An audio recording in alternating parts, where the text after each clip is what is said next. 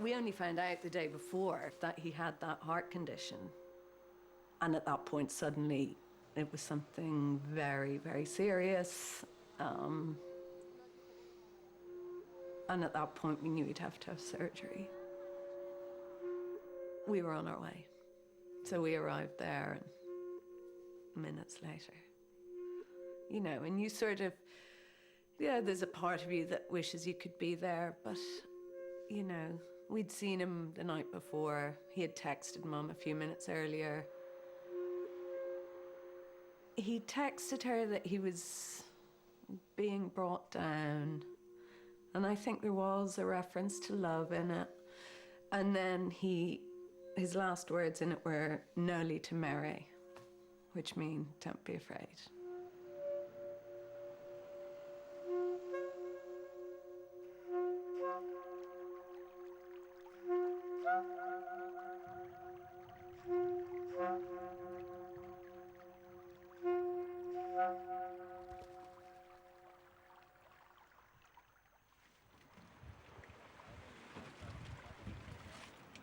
Finn McCool was once asked what was the best music in the world, you see. And one of his companions says it is the music of the blackbird, you know, singing, and the other fellow says it is the music of the stag. That's it. And then they come around to Finn. Finn was the best music. And Finn said, the best music in the world is the music of what happens. So I used it as the basis for a little declaration about poetry. It's a little thing just called it song. A rowan tree, like a lipsticked girl. Alder trees, at a wet and sunlit distance, stand off among the rushes. I want neither the mud flowers of dialect, nor the immortelles of perfect pitch, but that music when the bird sings very close to the music of what happens.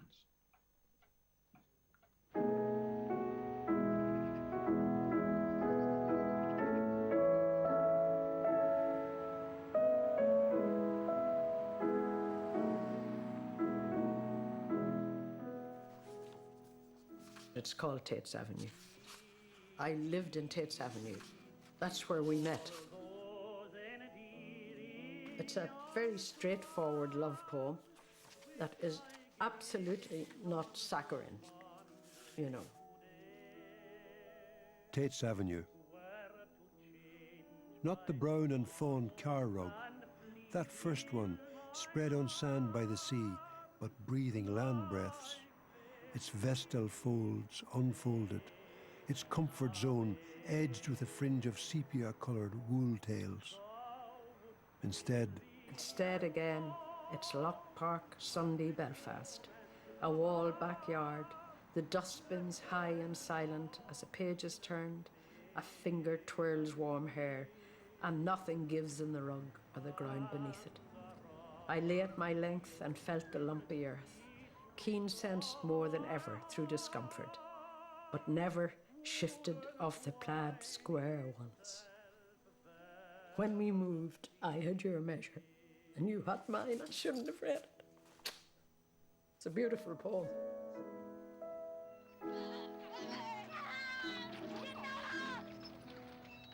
It's Belfast just before the Troubles really started. Loch Park, Sunday Belfast, I don't know if you know, Belfast sent their park attendants up at midnight on Saturday to chain the swings to their stands so that the godless people wouldn't allow their children to go on the swings, and they locked the parks. I mean, that was what we were living with in Belfast, don't forget.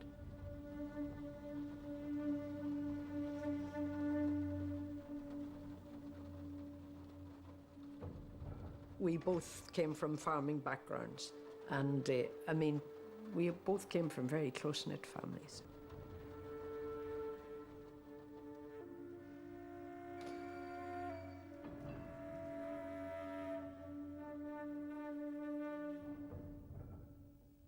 Out of the bag. All of us came in Dr. Kerlin's bag. He'd arrive with it, disappear to the room, And by the time he'd reappear to wash those nosy, rosy, big, soft hands of his in the scullery basin, it's lined insides. It's lined insides, the colour of a spaniel's inside lug. Were empty for all to see. Then, like a hypnotist unwinding us, he'd wind the instruments back into their lining, tie the cloth like an apron round itself, darken the door and leave with the bag in his hand. Until the next time came, and in he'd come in his fur-lined collar that was also spaniel coloured, and go stooping up to the room again, a whiff of disinfectant, a Dutch interior gleam of waistcoat satin and highlights on the forceps.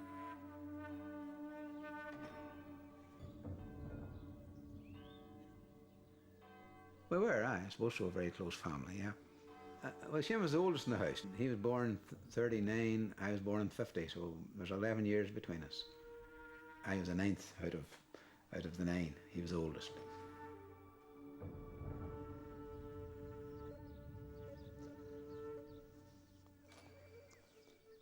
Not as much of it now goes on now, not as much. Used to be a lot more of it going on, but very, very few does it now. Peat, you call it peat or moss, used for fire.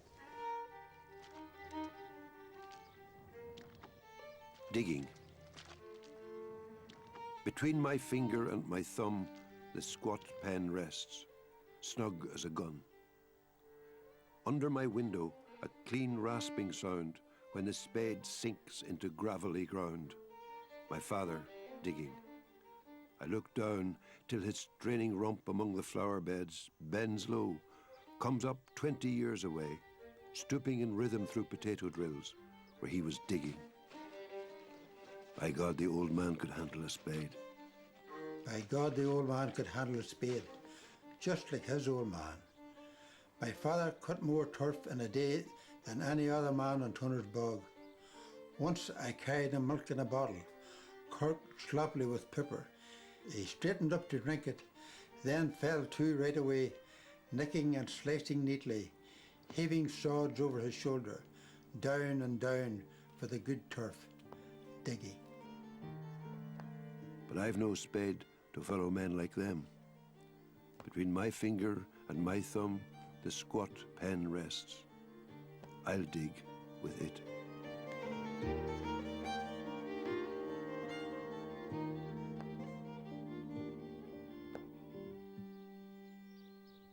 He goes under his spade, see, he's knocked them out there. See, he's knocked out. Then he goes under his spade and lifts them off and flicks them onto his back. I have no spade here to do it with, but that's the way off the bank, you know. There's good turf there now. Then sometimes they put them up in footings, like this here. Stand them up like that. That's how he dry them. The turf would have been dried and then burned, stacked and taken home to burn for the winter, you know. Seamus is the eldest. Sheena, Anne, Hugh, Pat and I come next. And then there's Colm and Christopher and Dan.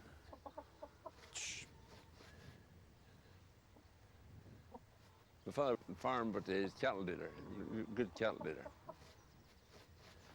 My father was 76 when he died, 1986. He was 76. I'd be 76 now at Christmas, so I'm the same age as my father was. My father always had a stick at all times. When you're with cattle, you need a stick. I don't like people without a stick. Not to beat them or anything, just to make yourself wider.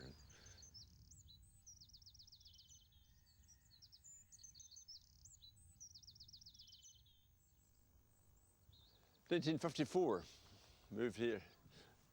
The house that we lived was down here, down along here, an old thatched house. We started dairy farming in 1958. Everybody in small farmers were all dairy farms. It's the best income, steady income. At that time we had no milking machine, cows were all hand milked, you know. Seamus for the milk, I think he wasn't a two-hander, he was a one-hander, you know.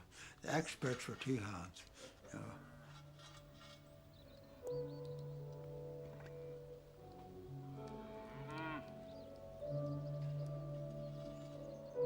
My Aunt Mary, she's related to cow. Seamus and her were very close too. Seamus, that lovely poem, my favourite poem is Moss Bawn, Sunlight. Moss Bawn, 2 poems in dedication for Mary Heaney. There was a sunlit absence.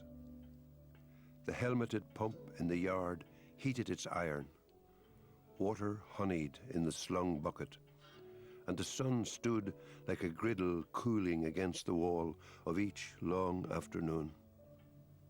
So her hand scuffled over the bakeboard.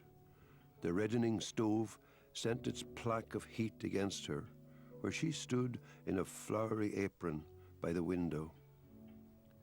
Now she dusts the board with a goose's wing, now sits broad-lapped with whitened nails and measling shins. Here is a space again, the scone rising to the tick of 2 clocks. And here is love, like a tinsmith scoop, sunk past its gleam in the meal bin.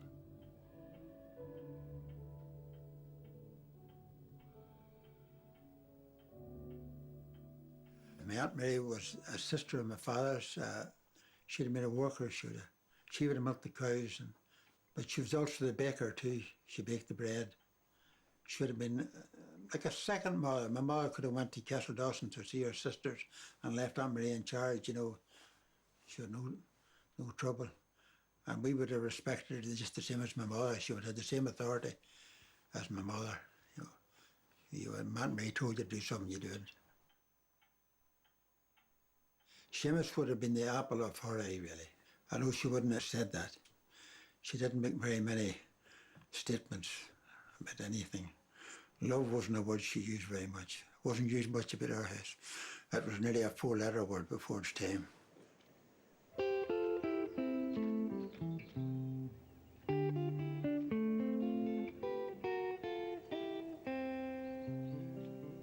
This young man got up on stage with his sideburns and began to read.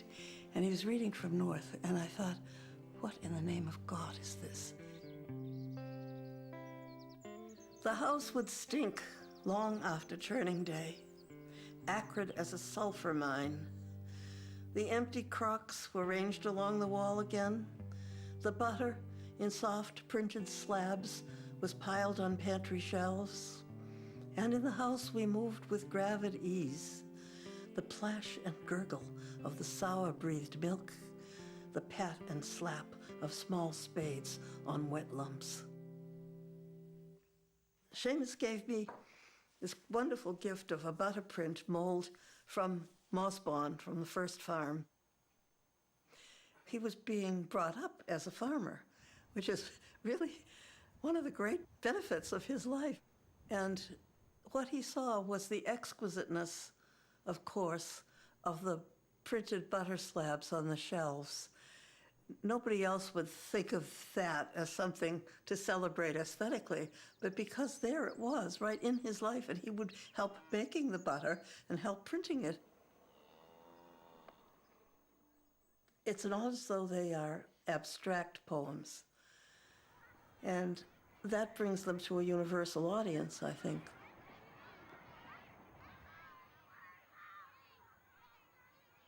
I started off in Annahoy's primary school and went from there to St. Colum's in Derry, which was a big trip at that time, you know. We had no car, no phone. The nearest phone would have been about a quarter of a mile away, you know. And I do remember Master Murphy calling the class up round the desk and taking a half-crown out of his pocket. Now this, he said, this is for this man here. He has got the scholarship and he's going away to Derry, so this is for him getting the exam. And we came to the college here in the afternoon, went in and saw the president. My parents, I'm sure I now realise, were out of it too. They were feeling strange. They had absolutely no experience of this kind of thing. College, Derry even, Probably hadn't been there before.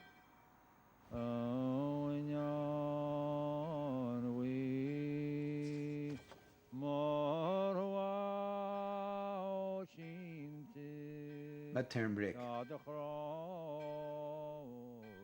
I sat all morning in the college sick bay, counting bells, nailing classes to a close. At 2 o'clock, our neighbours drove me home. In the porch I met my father crying. He had always taken funerals in his stride, and Big Jim Evans saying it was a hard blow. The baby cooed and laughed and rocked the pram when I came in. And I was embarrassed by old men standing up to shake my hand and tell me they were sorry for my trouble. Whispers informed strangers I was the eldest, away at school, as my mother held my hand in hers and coughed out angry, tearless sighs. At 10 o'clock, the ambulance arrived with the corpse, stanched and bandaged by the nurses. Next morning, I went up into the room. Snowdrops and candles soothed the bedside. I saw him for the first time in 6 weeks, paler now, wearing a poppy bruise on his left temple.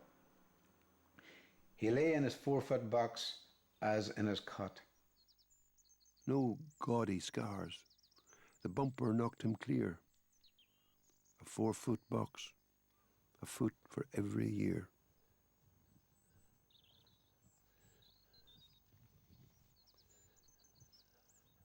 Christopher was killed in 53. The 25th of February 1953, quarter to 6 in the evening. I was with him, so I was there. He just ran across the road behind the bus. Just ran out. There's 2 other brothers on the other side of the road. He saw them, and he just ran across. You don't forget things like that, though it's a long time ago, it's 65 years ago, but you don't forget it. I remember Sister being killed, you know, yeah. He was with Hugh. I remember the man in the car carrying him down the lane in a blanket, you know. And I remember the blood on the steps, you know, of the house. And the lid was only removed of the coffin that morning just before Christopher was taken out. It was just removed for a short while, you know, and that's the only time we all got seeing him, you know. And Seamus just described it perfectly, you know. That is the last image you got of Christopher, you know.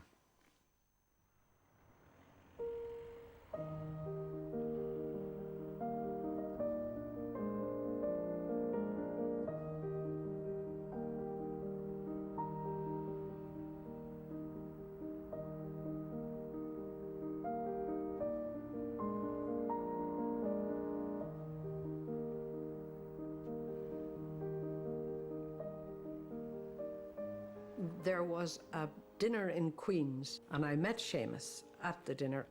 I went to a teacher training college, and I was doing a 4th year, and Seamus was doing a postgraduate degree. So we kept hearing about each other, and because we came from the same area roughly, and we sat quite close to each other at the table, got on very well, because apart from anything else, we had the district in common. And he lent me a book. And this was a Tuesday night, and I said, when will I have it back? He said, Thursday. So I was going to have to read fast.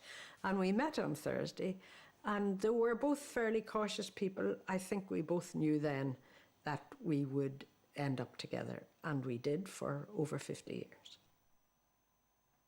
He was very handsome, unusual looking, and he was a very charming man. So it wasn't hard to fall for him.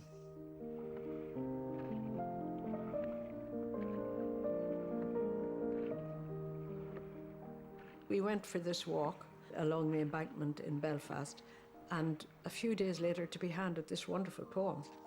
My cup was full. Twice Shy. Her scarf a la Bardot, in suede flats for the walk, she came with me one evening for air and friendly talk. We crossed the quiet river, took the embankment walk. traffic holding its breath, sky a tense diaphragm. Dusk hung like a backcloth that shook where a swan swam, tremulous as a hawk, hanging deadly, calm. So, chary and excited as a thrush linked on a hawk, we thrilled to the March twilight with nervous, childish talk, still waters running deep along the embankment wall.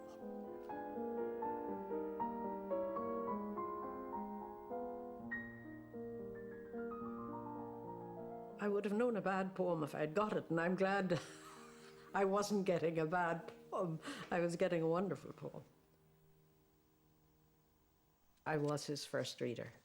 He would show me a poem, and he knew me so well that if I wasn't sure about it, and of course it was the best thing he'd ever written in his own head, he had just finished it, and the conversation would go, I would read it, and what do you not like about it? I didn't say, what do you not like about it? And I hadn't said anything.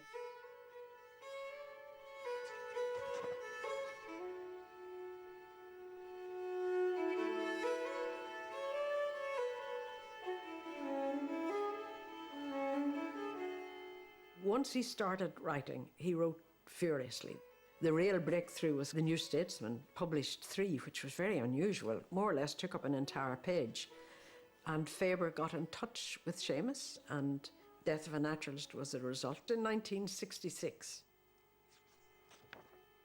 I remember Seamus calling to our flat with this, and he'd written in it, "For Michael and Edna, think where man's glory most begins and ends, and say my glory was, I had such friends." Yeats. Seamus became a star with the first book. It was extraordinary, really.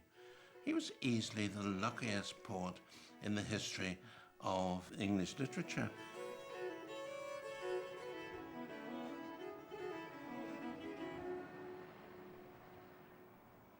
Seamus always had that gift of, when he was reading his poetry, to appeal, so widely to an audience. And he had, I think, great gifts of empathy, which are in his poems.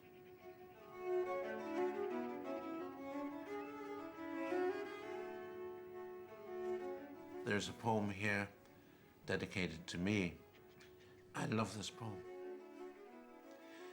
As a child, they could not keep me from wells and old pumps with buckets and windlasses.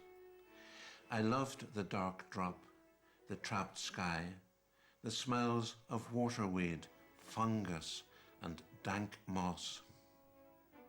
I savoured the rich crash when a bucket plummeted down at the end of a rope, so deep you saw no reflection in it. A shallow one under a dry stone ditch, fructified like any aquarium. When you dragged out long roots from the soft mulch, a white face hovered over the bottom. Now, to pry into roots, to finger slime, to stare big-eyed narcissus into some spring is beneath all adult dignity. I rhyme to see myself, to set the darkness echoing.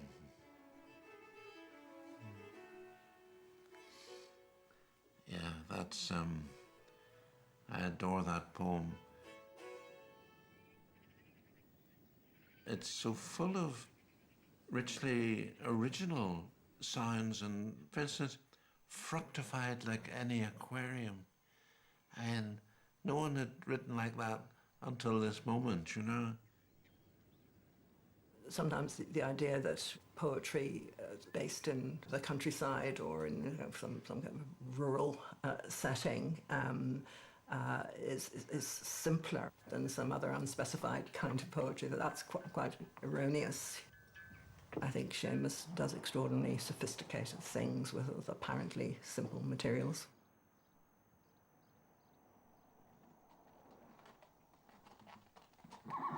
The Forge. All I know is a door into the dark. Outside, old axles and iron hoops rusting. Inside, the hammered anvil's short-pitched ring, the unpredictable fantail of sparks, or hiss when a new shoe toughens in water. The anvil must be somewhere in the centre, horned as a unicorn, at one end square. Set there, immovable. An altar where he expends himself in shape and music.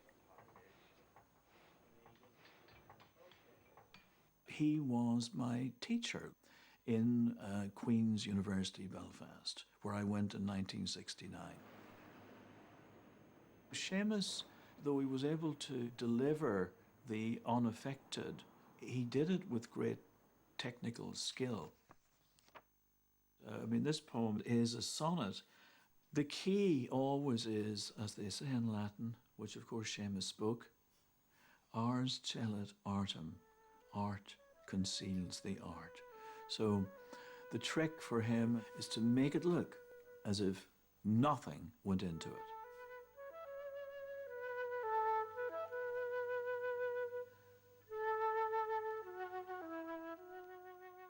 The things that happen in Patrick Kavanagh's poems are things that happened and can still happen in any child's life in the Irish countryside.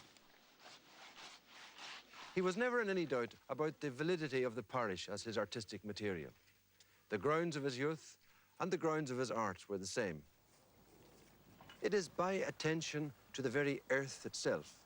It is by concentrating on the facts of labour and on the simple truths of the local that Kavanagh enhances our view of the world and makes us feel that any act in any place is an important act in an important place.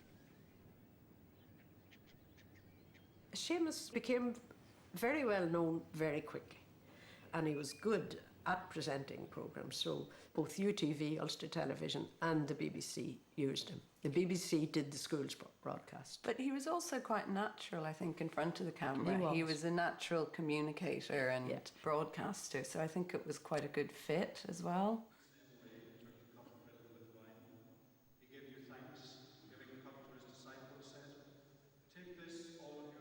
The actual darkness that embodied the sense of sin for me was, of course, the confessional. But although it did give a momentary release from guilt, it kept this sense of sin as inseparable from one's life as one's shadow. Somehow the dark presides in the Irish Christian consciousness, not as a primeval womb which we shall re-enter, but something more negative. I think of those statues of St. Patrick that you find in Irish churches. Patrick banishing the snakes. The snakes are the emblems of evil, perhaps, the satanic worms who poisoned Eden, and Patrick is a hero ridding the country. But in another way, the snakes are frigid at the foot of his crozier. Certain life forces have been paralyzed. Indeed, I know some people in the country who won't eat eels ever because of the profound implications of this statue, I'm sure.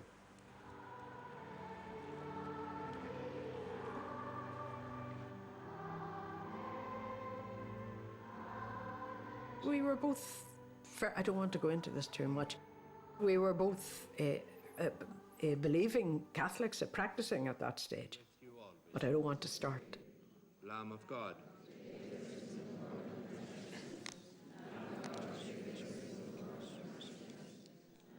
I would say at that stage he was religious, you know, as religious as the rest of us were, you know. We didn't talk much about religion. It's a subject you never talk to your brothers about, or your sisters.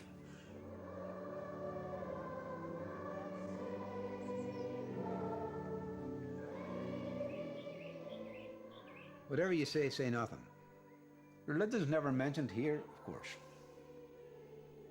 You know them by their eyes. And hold your tongue. One side's as bad as the other, never worse. The famous northern reticence, the tight gag of place and times, yes, yes, of the wee six I sing, where to be saved you only have to save face, and whatever you say nothing. Around Balaka here where we live is actually more Catholic families, more Catholic farmers. You know. But I would say the immediate neighbours are Protestant. Next door neighbours, right beside each other. Oh, that's nonsense here. We don't talk about it. We just know, but it doesn't, there's no. The same families that have been there even before us here, you know. Good farmers, good neighbours. Smoke signals are loudmouth compared with us. Manoeuvrings to find out name and school. Subtle discrimination by addresses. With hardly an exception to the rule that Norman, Ken and Sydney signalled prod, and Seamus, call me Sean, was surefire pape. O land of password, hand grip, wink and nod, of open minds as open as a trap, where tongues lie coiled as under flames lie wicks, where half of us, as in a wooden horse, were cabined and confined like wily Greeks, besieged within the siege, whispering Morse. And everybody in this part of the world knows exactly what he's writing about, you know. We know names, we know from schools. That was the thing. You went to a Catholic or Protestant school. So you didn't have to ask me what religion are you. You just asked what school you went to. Well, I went to St. Okay, or I went to St. High School. Right, got you. A name, okay. You're Fergal, right, okay. You're Sammy, right. Box ticked, you know. Only sometimes somebody confused you and misnamed their youngsters, you know. You a Catholic calling their youngster William, you know, it wasn't really fair.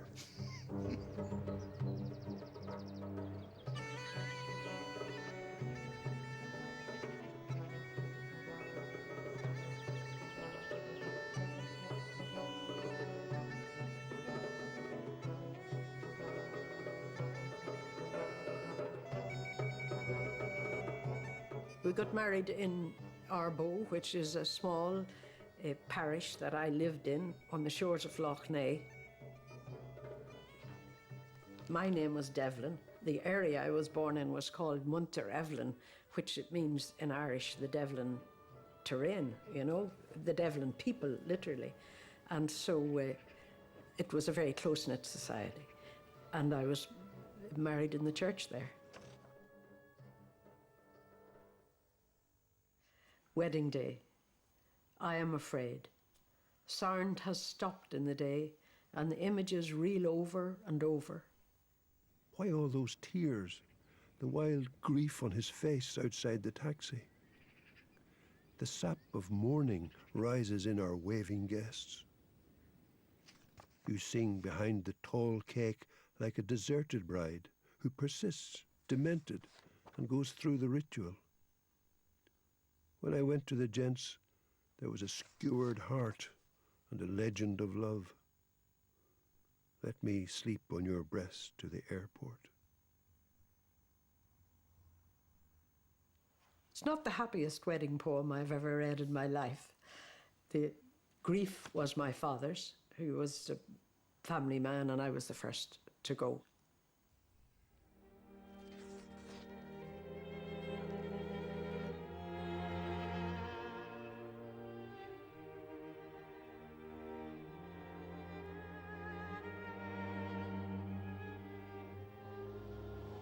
The clothes shrine. It was a whole new sweetness in the early days to find light white muslin blouses on a see-through nylon line drip drying in the bathroom, or a nylon slip in the shine of its own electricity. As if St. Bridget once more had rigged up a ray of sun, like the one she'd strung on air to dry her own cloak on, hard-pressed Bridget so unstoppably on the go. The damp and slump and unfair drag of the workaday made light of and got through, as usual, brilliantly.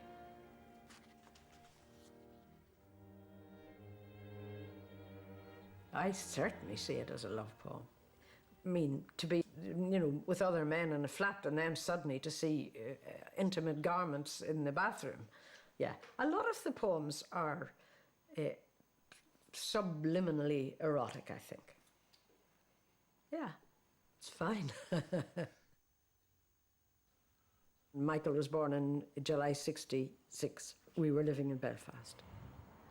And Christopher was born just 19 months later, in 68, also in Belfast. I'm named after Dad's brother, Christopher, who was killed, and the poem Midterm Break, which is one of the well-known ones, is about that, but that's who I'm named after, yeah. I remember a lot of soldiers, and I remember being frightened of that, as you would be if you're 3 or 4. One of the memories I have is that we did have, as all young boys have, we had replica Tommy guns, but being told there was a force field, don't bring it out onto the street. Don't bring your replica gun. And we knew that, but it was like, you can't go outside with your gun, stay inside.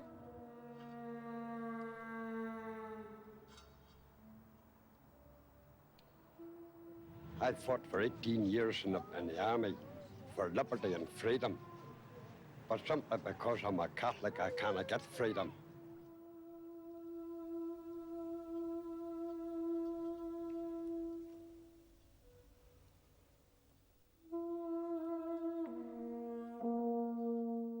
They were the first Catholics that were close friends of ours. Isn't that amazing? So there was this kind of invisible apartheid which had worked very, very effectively.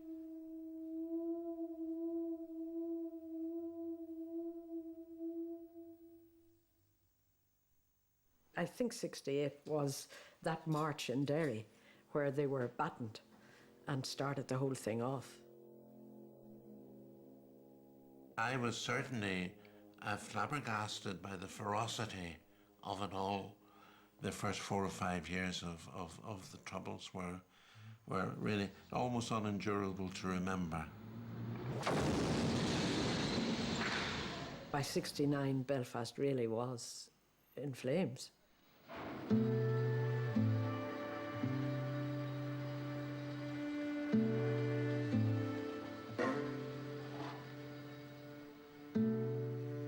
I'm writing just after an encounter with an English journalist in search of views on the Irish thing.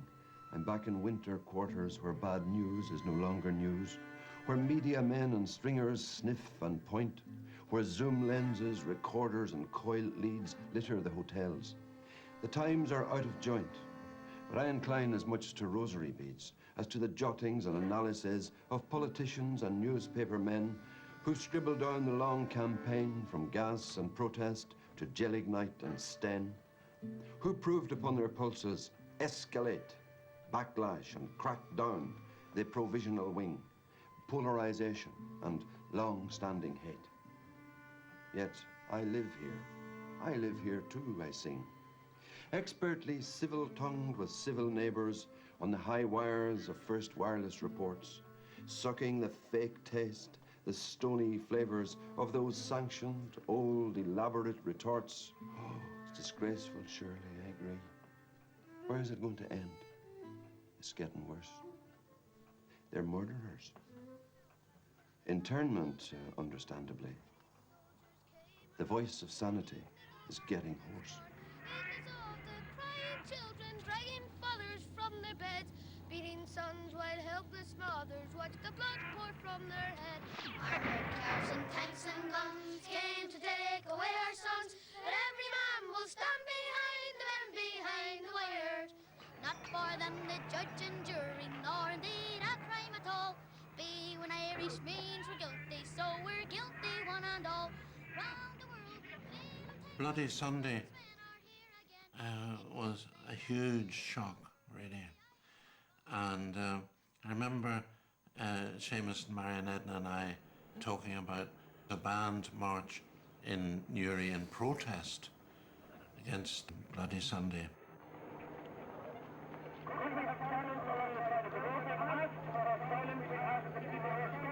And I remember the helicopters circling overhead, the loud hailers saying, you know, if you take one step forward, you're breaking the law. And we all stepped one forward, and it was exhilarating. And I remember whispering to Seamus, do you think I'm the only prod here? And he says, I don't know, probably, yeah. I mean, here here at the minute you're sitting in your house and literally the windows rattle every day, every night with explosions from one side of the town or the other. You're living where men are killed blandly by the army, brutally by bombs.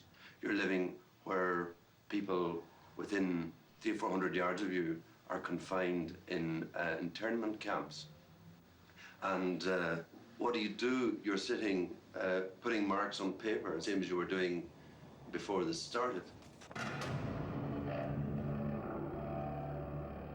The Tolland man.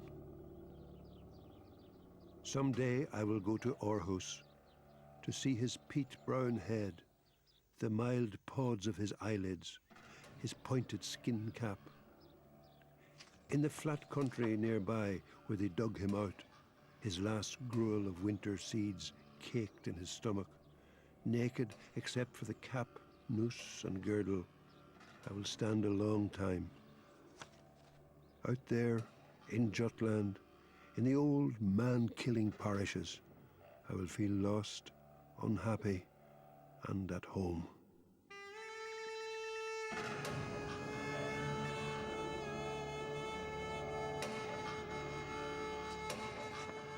He is finding like ground between these bodies dumped in bogs in Northern Europe and the contemporary tit-for-tat killings, and actually what in some ways were ritualistic torturings and killings.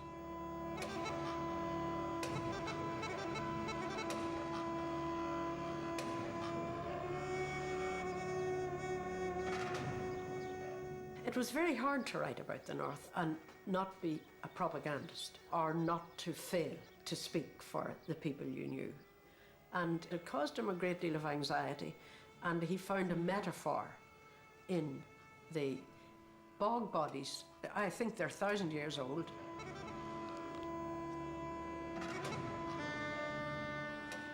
Well, I think the first thing that seized me really were the photographs, and the photograph of his head came home to me more, for example, than any representation of Christ ever did, because this was a real man's head. And he is a kind of Christ figure. He's sacrificed so that life will be bought back. It's a kind of fertility sacrifice.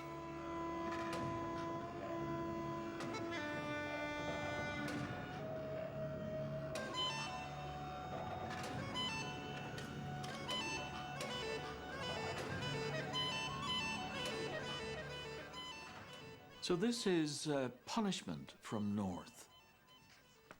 In his description of the punished girl, he's referring to a young woman who's been tarred and feathered, who's been punished for being seen with British troops. That was a common form of punishment in Belfast and beyond in the late 60s and certainly early 70s. What would you do if you found your daughter going out with a British soldier, for example? I would hand her out to the women who took the girl last night.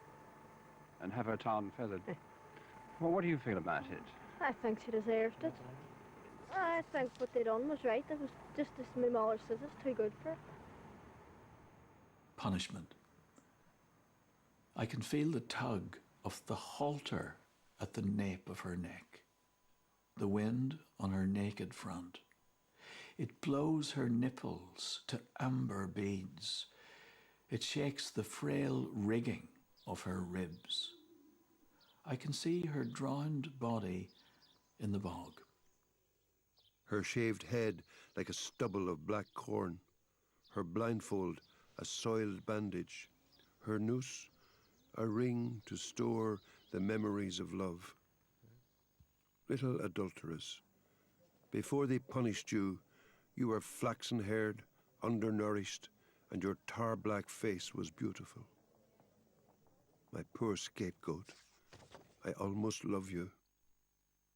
I, who have stood dumb when your betraying sisters, called in tar, wept by the railings, who would connive in civilized outrage, yet understand the exact and tribal, intimate revenge. As I walked out in the May morning right early, I met my love upon the way, and Lord, but she was early. Her boots was black and her stockings white, and her buckles shone like silver. She had a dark and rolling eye, and her earrings tipped her shoulder. And it's when will you August 72, we moved to Glanmore Cottage in Wicklow. Not because we were fleeing the north. We tried to find somewhere in the north and didn't. And then we were offered out of the blue this wonderful cottage in Glanmore. on the way, and Lord, but she was early. The fact that 1972 was such a bad year in the north, you know, that a 6-year-old and a 4-year-old registered that the whole place was going to hell in a handcart, it probably dovetailed with it. But I think the primary reason was it was really so Dad could write. And then I came along, and I don't think that was in the script necessarily, but and my mother suddenly becoming the main breadwinner, she went off to teach in the local primary school, and Dad was working away, but writing and doing freelance jobs and broadcasting. Gale 9 later. Rain, then wintry showers, moderate or poor becoming good. Cromarty 4th, Tyne Dogger. Southwesterly, veering westerly, 5 to 7, occasionally gale 8. Rain, then showers, moderate or good. Fisher, southwesterly, veering westerly, 6 to gale 8. So this is Glanmore Sonnet number 7. Rain, then wintry showers, moderate or poor. Dogger, Rockall, Malin, Irish Sea. Green swift upsurges, North Atlantic flux, conjured by that strong gale warning voice. Collapse into a sibilant penumbra. Midnight and close down. Sirens of the tundra, of Eel Road, Seal Road, Keel Road, Whale Road, raise their wind-compounded keen behind the bays and drive the trawlers to the lee of Wicklow. L'Étoile, the Guillemot, La Belle Hélène nursed their bright names this morning in the bay that toiled like mortar. It was marvellous and actual. I said out loud, a haven. The word deepening, clearing, like the sky elsewhere on Minch's, Cromarty, the Faroes.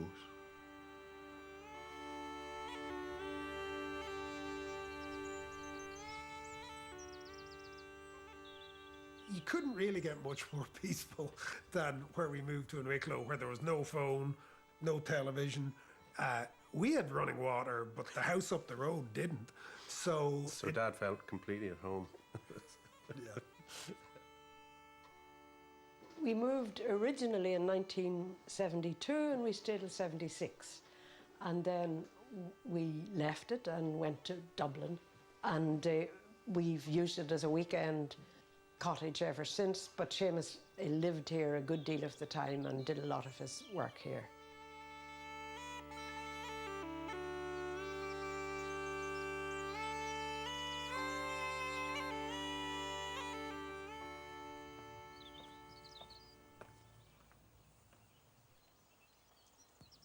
Dove Cottage. There it was, socketed into the hillside like an elemental PowerPoint, an emblem of the poet's instinctive decision to make this new and nourishing connection with his origins. This is one of the first of the Glanmore sonnets. This evening, the cuckoo on the corncrake, so much, too much, consorted at twilight. It was all crepuscular and iambic. Out in the field, a baby rabbit took his bearings, and I knew the deer. I've seen them too from the window of the house like connoisseurs inquisitive of air. We're careful under larch and May green spruce. I had said earlier, I won't relapse from this strange loneliness I've brought us to. Dorothy and William, she interrupts, you're not going to compare us two. Outside, a rustling and twig-combing breeze refreshes and relents. Is cadences. Me at my best. You're going to compare me to Dorothy Wordsworth. You know, it was bringing him down because he felt that it was like that. It was a retreat to the Dove Cottage in some ways. But I wasn't having any of it. I mean, I loved it, but I didn't think we were Dorothy and William. Oh, no.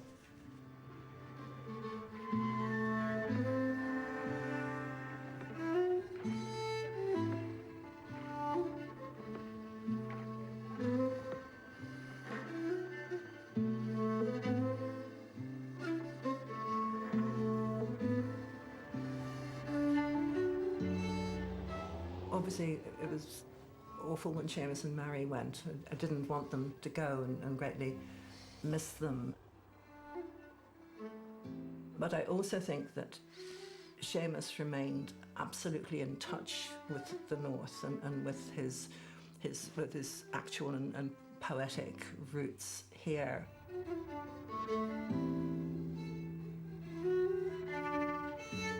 There was obviously a pressure on him to always speak for the people because it was the Catholic community or elements of it who were insurgent. And I think Seamus had to tread a very difficult tightrope between indeed speaking for the people while at the same time being true to poetry and to the complexities of a poem.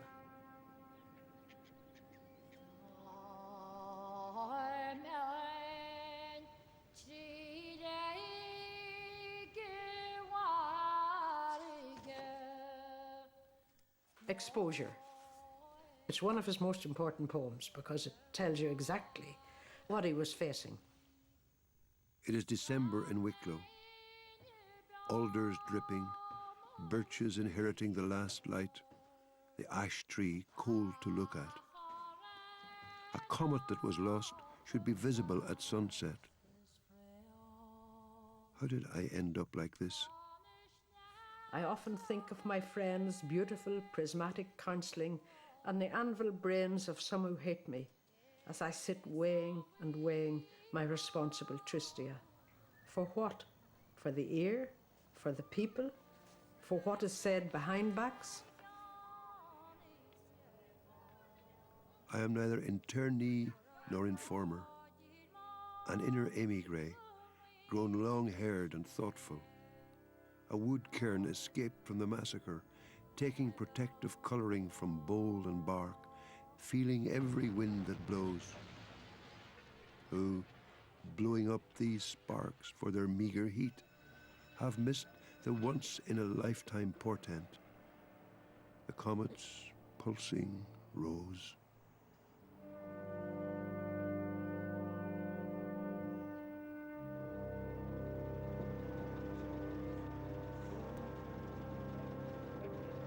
What sort of a place is Balahi? Is there much trouble here? Well, Balahi was a very quiet and peaceful village until the trouble started back in the early 70s. And then it turned into a Republican stronghold. And the surrounding area now seems to be completely dominated by the Republican gunmen.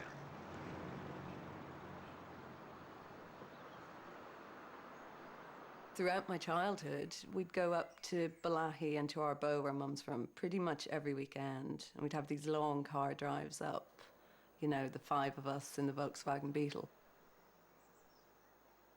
And on every one of those drives, there'd be checkpoints, you'd be stopped at the border, you know, sometimes quite invasive questioning.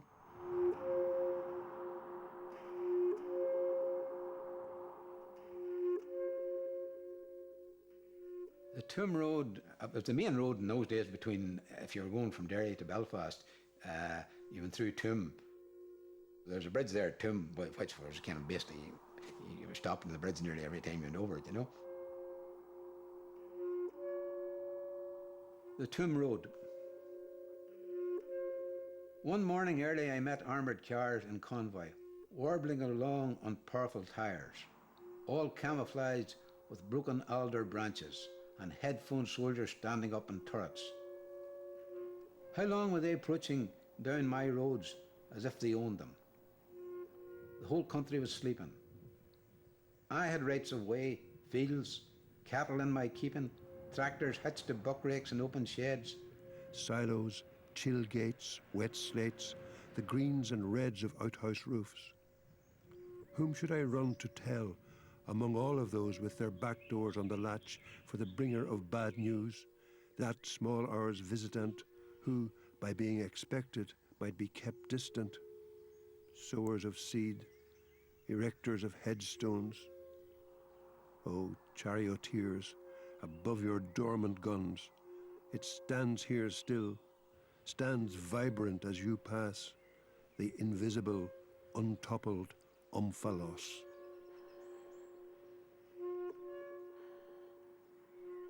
It's about what I said. It's about being stopped by the army at my own gate, you know, and being questioned who I was and what my name was.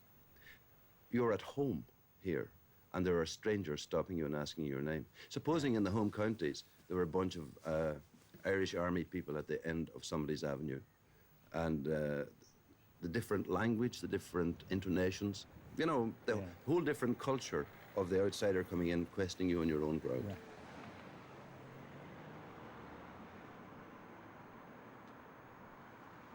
Everybody was affected because virtually every family would have known somebody that was involved in a tragedy, you know, either a shooting or an explosion or whatever, you know. There was a second cousin who was shot, you know, that brought it home. It's Colin, his fellow Colin McCartney.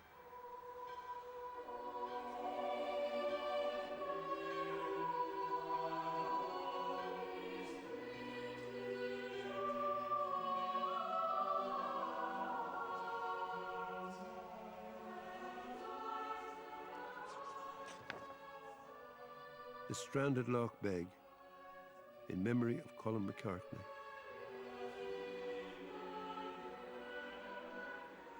Leaving the white glow of filling stations and a few lonely street lamps among fields, you climbed the hills towards Newton Hamilton, past the Fuse Forest, out beneath the stars.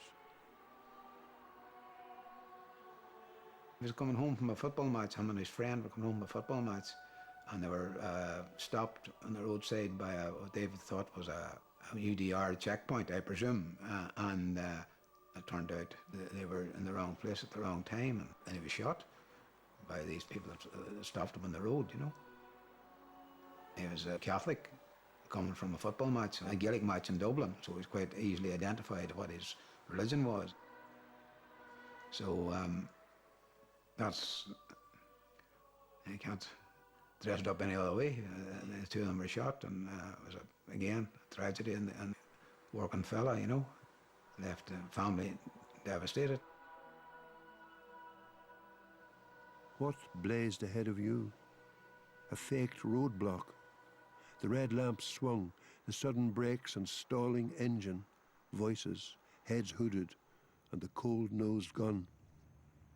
Or, in your driving mirror, tailing headlights that pulled out suddenly and flagged you down where you weren't known and far from what you knew.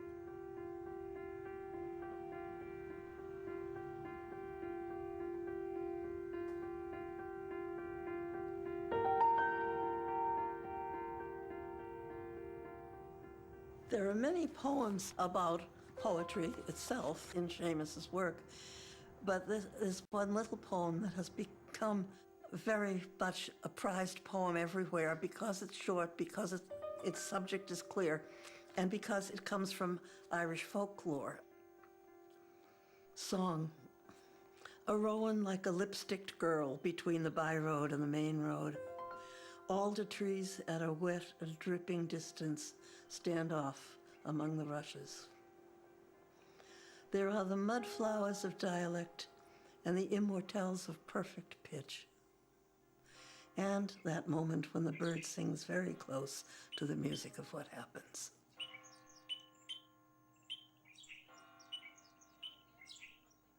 He was not going to pretend he didn't know Latin and he had, remained a farmer or something. And he wasn't going to pretend that he had never been a farmer and worked in the turf bogs. I mean, he claimed both halves very strongly. Well, Billy began to teach at Harvard. He was invited, and then we had a conversation at his house where he was asking my opinion of whether he should accept it or not, because it would be for a term every year. And that left Mari to take care of 3 young children. So my notion was that the person it would fall hardest on was Mari. And I said, you know, I know what it's like to be a single mother, and it nearly killed me to bring up 1 child. Do you realize what it will be to be all alone with 3 children for months at a time? And she said, very simply back, all I want is for Seamus to be able to write his poems. He was in Harvard for many, many years for 1 semester. The family went with him in 79. In 82, he started his visiting professorship, and he went every year from then really to 2001, 2002. I had thought he would stay someplace rather grand, but he stayed in a humble tutor's suite in one of the dormitories at Harvard Adams House, because he didn't require anything in the way of magnificence, in the way of housing at all. He was used to sleeping on the other side of the wall from the beasts. And Harvard didn't have beasts in the next room, but they had undergraduates, which was almost as bad. It was extraordinary to have him just down the hall. He was sleeping somewhere in Adam's house, and so were you if you were sleeping, because you were just up all night usually. But he also provided a way that poetry was like that. It was just there for you, and you had to want to get it. And it wasn't just sort of to the talented person, it was to the person who was hungry.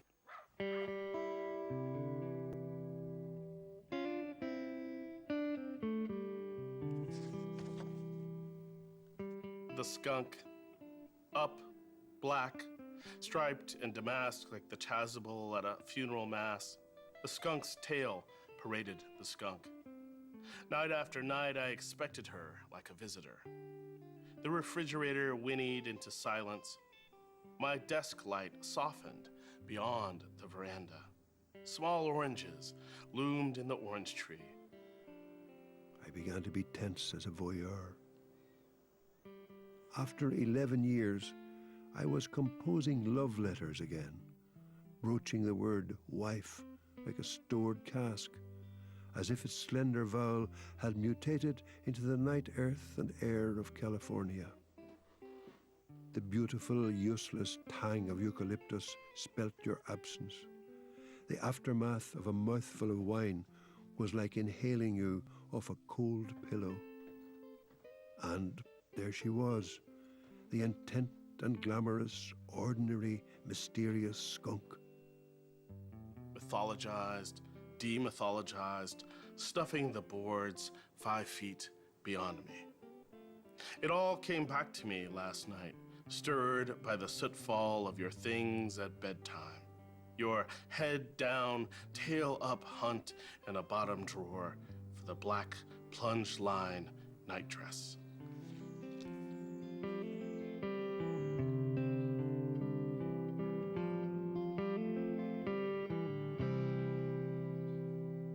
Aloneness, you know, because it's a love poem that starts with an animal being observed, and then it gets at this loneliness of being apart.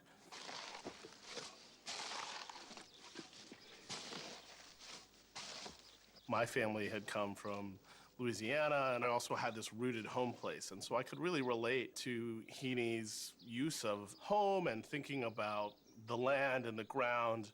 And it really helped me to realize, and I know it helped other African-American poets especially, to think about what it meant to be from a place and to be able to write about that place and think about its politics, its land, its families, its connection to you. I think the first Seamus Heaney poem that I read was Digging, and that was one of the first poems that kind of woke me up. And I said, oh, okay, I knew I loved this. I knew I loved this form, and this is why. I felt so invited into a world that I had no knowledge of, no experience of, and yet I was made to feel at home there. That felt like one of the first miracles of his work. He created a sense of sound and place and lineage, and it was brought within my grasp. And I remember kind of walking around with his name in my head like an incantation, Seamus Heaney, Seamus Heaney. And so the next year I was able to study with him 2 years in a row.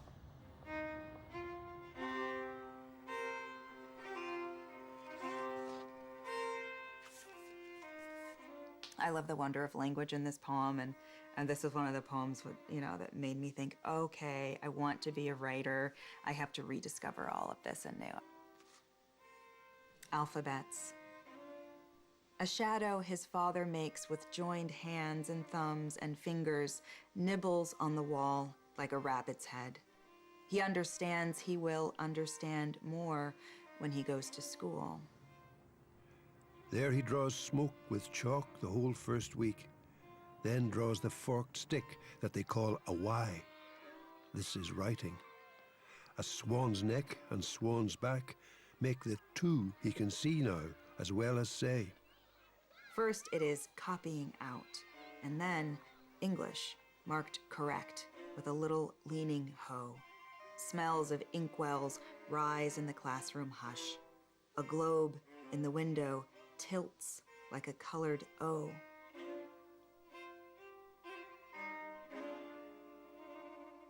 I studied with him my junior and senior years, and I remember that senior spring going to his office hours and just sitting there with questions that weren't really questions, is everything going to be okay?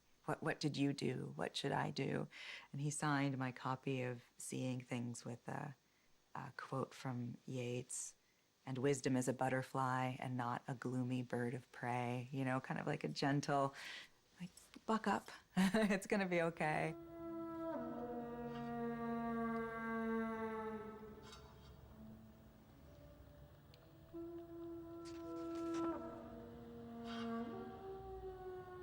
Seamus is going back to Belfast, which entails his taking the flight from America and then taking a train to Belfast to see his family.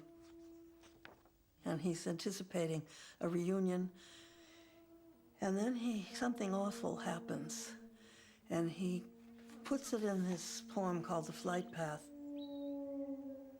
One bright May morning, 1979, just off the red-eye special from New York, I'm on the train for Belfast. Plain, simple exhilaration at being back.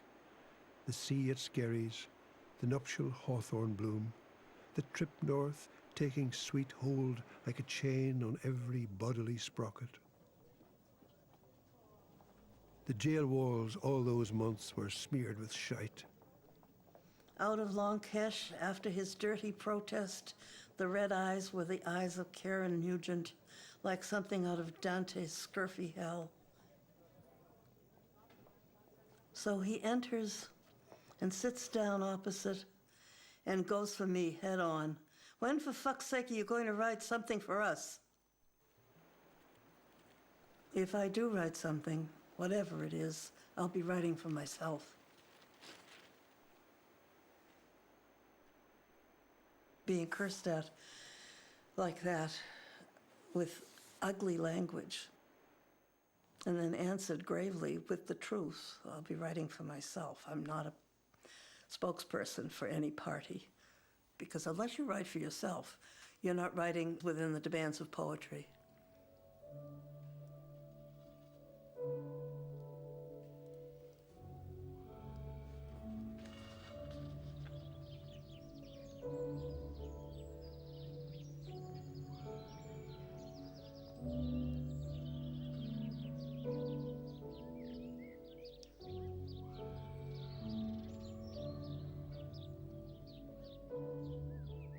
It would have been assumed that as the eldest son, he would take on the farm and follow in my grandfather's footsteps.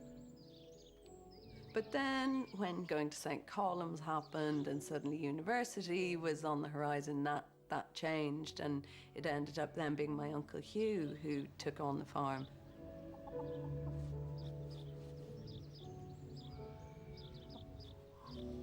You just have to lay. There's a fresh egg. We saw a lot of my uncles and my aunts, and my grandparents were really a big part of my childhood.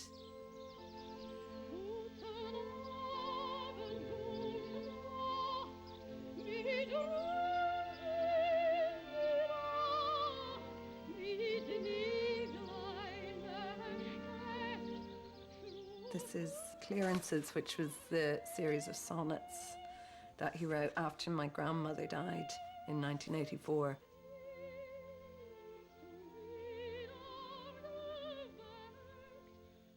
Clearances 3. When all the others were away at Mass, I was all hers as we peeled potatoes. They broke the silence, let fall one by one, like solder weeping off the soldering iron. Cold comforts set between us, things to share, gleaming in a bucket of clean water. And again let fall.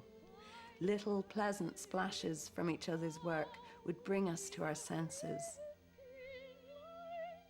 So while the parish priest at her bedside went hammering tongues at the prayers for the dying, and some were responding and some crying, I remembered her head bent towards my head, her breath in mine, our fluent dipping knives.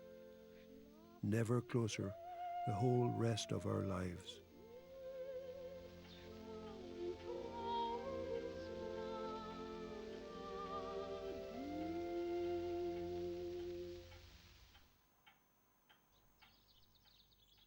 The level of detail in which he remembers all of those places, the landscapes, the houses of his childhood, I mean, it's extraordinary.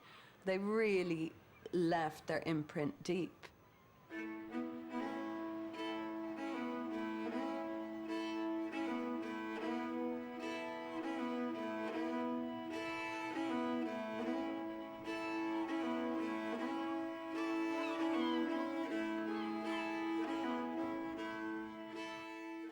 We came here in '76, and so we've been here over 40 years. It's home. We've spent longer here than we ever spent any other part of our lives. In Strand Road, where we are here, it's a big old Victorian house, and at the very top there's an attic. It really was like he went up into the loft. It's soundproofed almost, it's so far up. So he could get away from us, and I suppose by extension we could run riot down here. I think he gravitated. It was the nest, you know, the crow's nest. A kite for Michael and Christopher. All through that Sunday afternoon, a kite flew above Sunday, a tightened drumhead, an armful of blown chaff. I'd seen it grey and slippy in the making. I'd tapped it when it dried out white and stiff. I'd tied the bows of newspaper along its 6-foot tail. But now it was far up like a small black lark, and now it dragged as if the bellied string were a wet rope hauled upon to lift a shoal. My friend says that the human soul is about the weight of a snipe. Yet the soul at anchor there, the string that sags and ascends, weigh like a furrow assumed into the heavens. Before the kite plunges down into the wood and this line goes useless, take it in your 2 hands, boys, and feel the strumming, rooted, long-tailed pool of grief. You were born fit for it. Stand here in front of me and take the strain.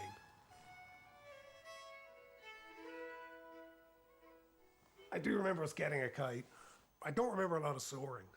I remember a lot of fiddling around with string. I got the feeling he'd really rather have been sitting at a desk. He wasn't especially fond of the outdoors, I think it's fair to say. He was a superb writer about it, but having lived it when he was younger, he was happy enough to leave it in his mind's eye. I suppose the Nobel Prize honours many gifts. That would probably include the gift of enjoyment, being able to enjoy yourself. That's a gift that Seamus has in good abundance. Many an encounter would end up in a big night.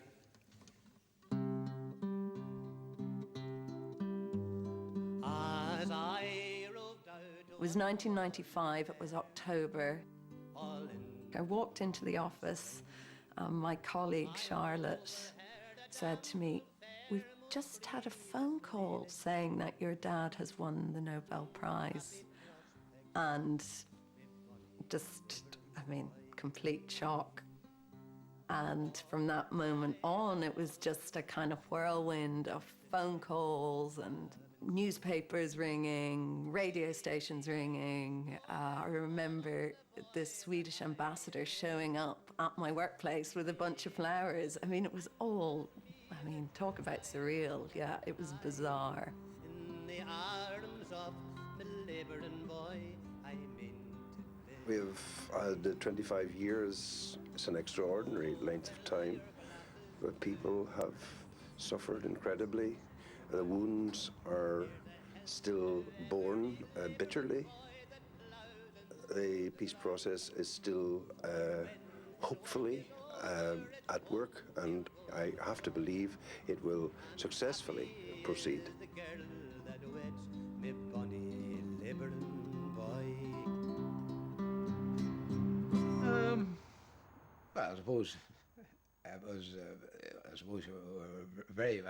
very pleased. That would be pleased for him. Also, then a wee bit apprehensive too, because we know Nobel Prize. We had her Beckett and Yeats and Shaw, like, and then suddenly to have his name added on, you know, to it.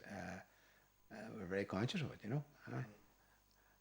And that's funny, as it seemed the only ones that mattered were the Irish ones. Surprise, pleasant, yes. Surprise, yes. I wouldn't say no, expecting it. No, a surprise.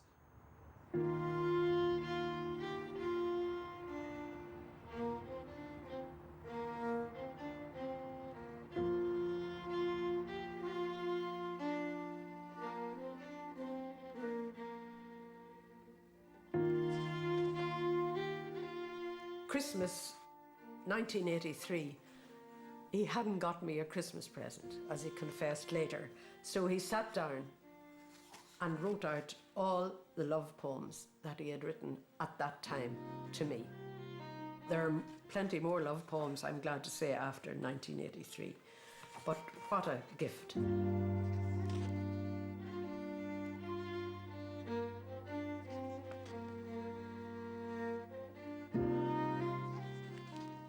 Scaffolding. Masons, when they start upon a building, are careful to test out the scaffolding. Make sure that planks won't slip at busy points. Secure all ladders. Tighten bolted joints.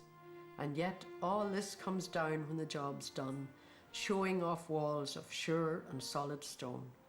So if, my dear, there sometimes seem to be old bridges breaking between you and me, never fear. We may let the scaffolds fall, confident that we have built our wall.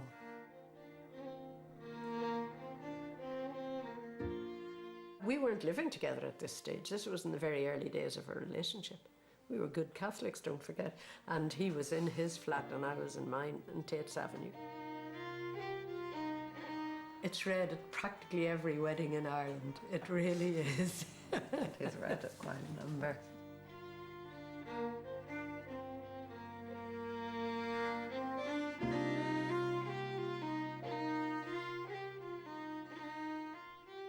He had his stroke in August of 2006 when he would have been 67.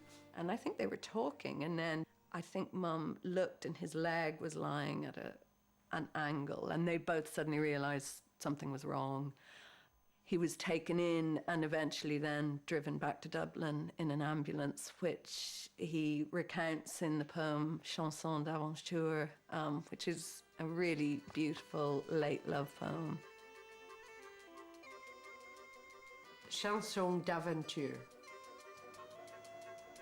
Strapped on, wheeled out, fork lifted, locked in position for the drive, bone shaken, bumped at speed, the nurse a passenger in front, you ensconced in her vacated corner seat. Me flat on my back, her eye-beams threaded laser fast. No transport ever like it until then, in the sunlit cold of a Sunday morning ambulance, when we might, oh my love, have quoted Donne, on love on hold, body and soul apart. Apart. The very word is like a bell, that the sexton Malachi Boyle outrolled in Illo Tempore in Balachi, or the one I told in Derry in my turn as college bellman. The hall of it there still, in the heel of my once capable warm hand. And we careered at speed through Dunglow, Glendowen, our gaze ecstatic and bisected by a hooked-up drip feed to the cannula.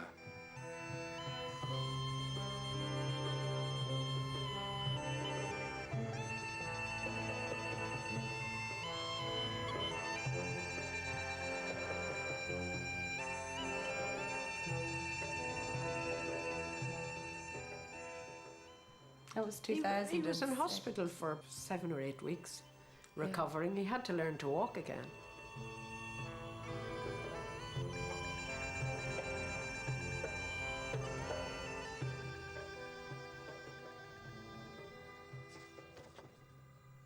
In the attic. Like Jim Hawkins aloft in the cross trees of Hispaniola, nothing underneath him but still green water and clean bottom sand. The ship aground, the canted mast far out above a seafloor where striped fish pass in shoals. As I age and blank on names, as my uncertainty on stairs is more and more the lightheadedness of a cabin boy's first time on the rigging, as the memorable bottoms out into the irretrievable. It's not that I can't still imagine that slight untoward rupture and world tilt as the wind freshened and the anchor weighed.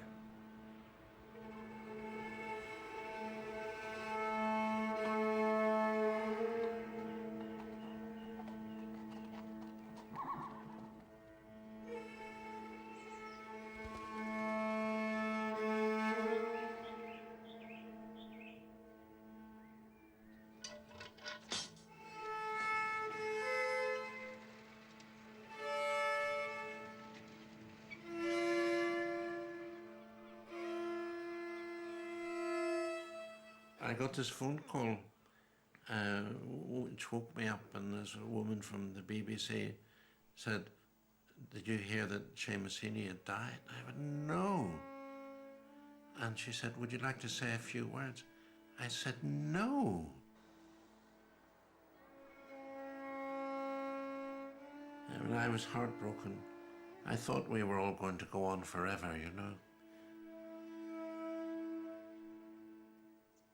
Must see him was a lot.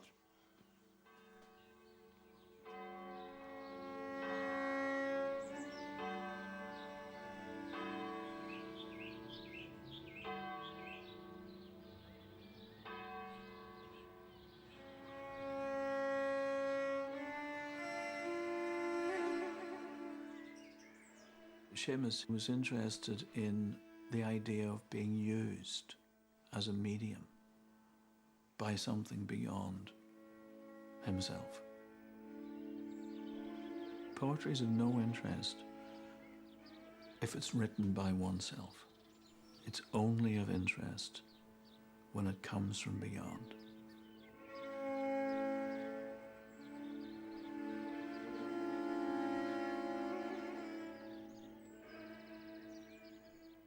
It was as though a whole way of life, a whole culture was waiting for his words. And in a way, I didn't quite realize at the time that this spectacular marriage of place and history and the words of a genius was happening.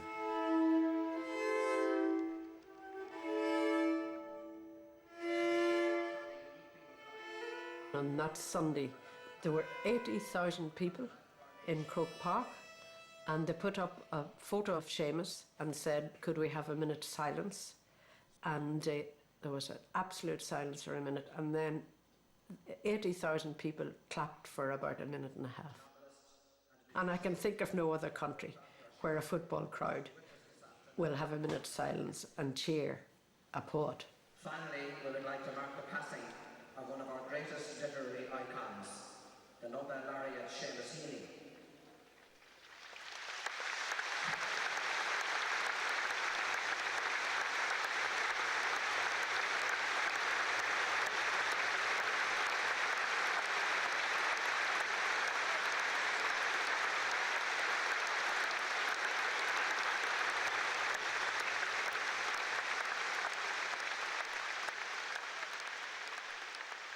The inscription for the gravestone was chosen by Mum and Michael and Christopher and me, and we did look at other quotes that might have worked. But in the end, that message of walk on air against your better judgment, he himself had quoted it in his Nobel lecture, so we sort of felt he had singled it out at a certain point, which sort of gave us license to use it. But also, in a way, I think it sort of can stand for what poetry allows you to do at a certain level.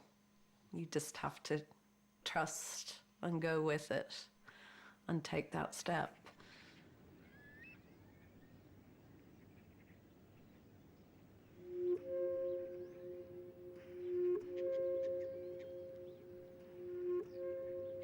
When I landed in the Republic of Conscience, it was so noiseless when the engine stopped, I could hear a curlew high above the runway. At immigration, the clerk was an old man who produced a wallet from his homespun coat and showed me a photograph of my grandfather. The woman in customs asked me to declare the words of our traditional cures and charms to heal dumbness and avert the evil eye. No porters, no interpreter, no taxi. You carried your own burden, and very soon your symptoms of creeping privilege disappeared.